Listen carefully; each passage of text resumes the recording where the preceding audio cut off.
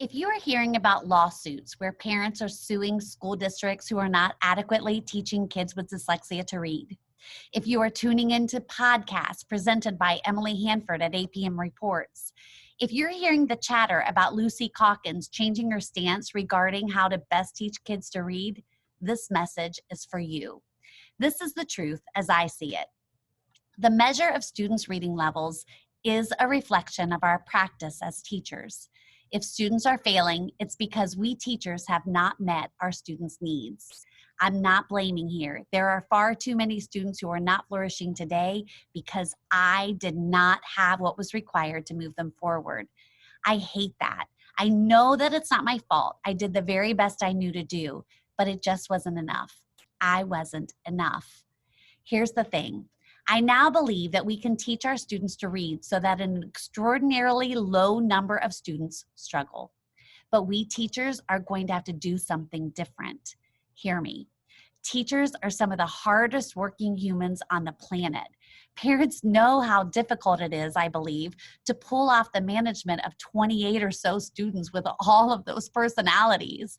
Everyone gets that, now more than ever. What parents often don't recognize is teachers have sleepless nights wondering how to move children from where they are to where they need to be. They have self-doubt that comes when they've tried everything they know and they're still not getting through to their students. They struggle to be the very best teachers they can be while also struggling to be the very best mothers and wives, fathers and husbands they can be.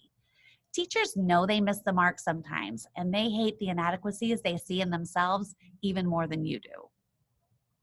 As a new teacher, I thought I knew a lot about how to teach kids to read. I was confident in what I'd been taught in my undergraduate courses. Then I earned a master's degree, and I began to see that there were some things I didn't know. As I stepped into the role of reading intervention specialist, I realized that what I did know wasn't enough. Then, in an effort to learn more, I began my doctoral studies. I learned from the plentiful research that I knew almost nothing about what is actually required to teach kids to read. As I looked over my practice, I did a whole lot right. I often say that I hope I made up for all of my inadequacies with my enthusiasm and my very best of intentions, but I realized that I wasn't equipped to move all of my readers forward. That's when I decided that if some of my students were not reading well, it was on me. And I was going to have to sacrifice what I'd always done in order to do what it takes for every student to read well. When educators come to the place where they say, every year I have kids who don't meet grade level expectations.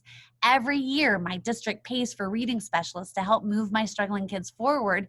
And yet with all the extra time under the specialist instruction, most of my struggling kids don't ever catch up.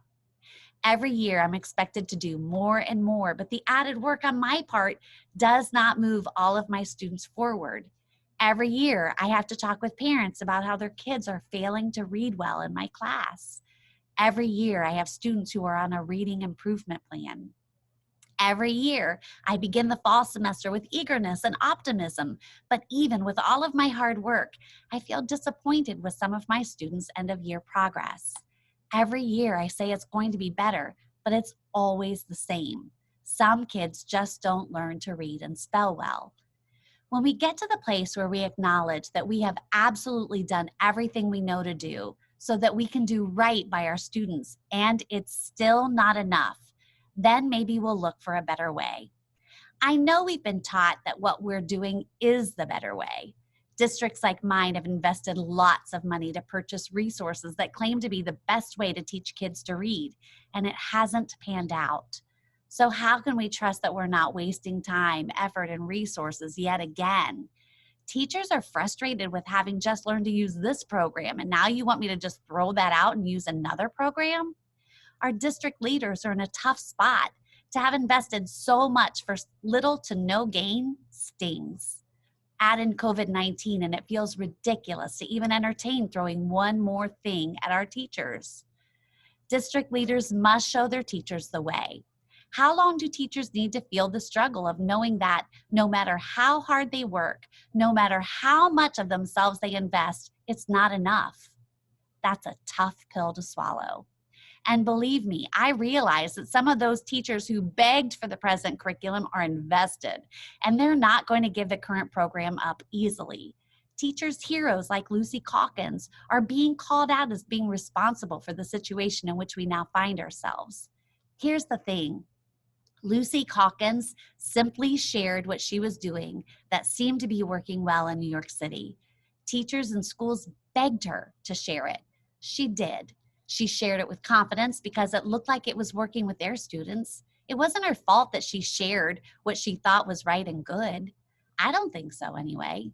So much of what she does is absolutely wonderful. She's so good at teaching what good readers and writers do.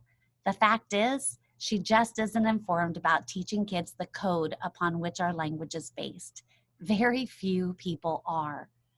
I know that a lot of literacy leaders in my district thought very little of me as an educator because I began to push back against balanced literacy.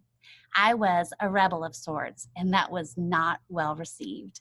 I've been called not a team player. My applications for jobs have been ignored. I've been ridiculed and unfriended. It is not an easy road. But if it is true that the measure of students' reading levels are a reflection of our practice, if we can be judged by our data, if our students' reading abilities show the effectiveness of what we've done, then the losses I have suffered are gain. How much better I feel today knowing that I'm truly equipped to teach kids to read and spell well. Some of my heroes say that it takes about 3 years to get to the place where schools can equip their teachers to embrace the science of reading. I don't think so. I teach my tutors to teach kids to read using explicit, systematic phonics right away.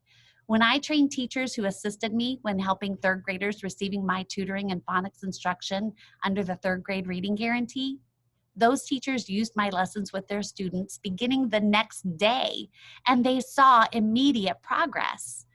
I will admit that quite a few of the teachers who were forced to receive training ignored it.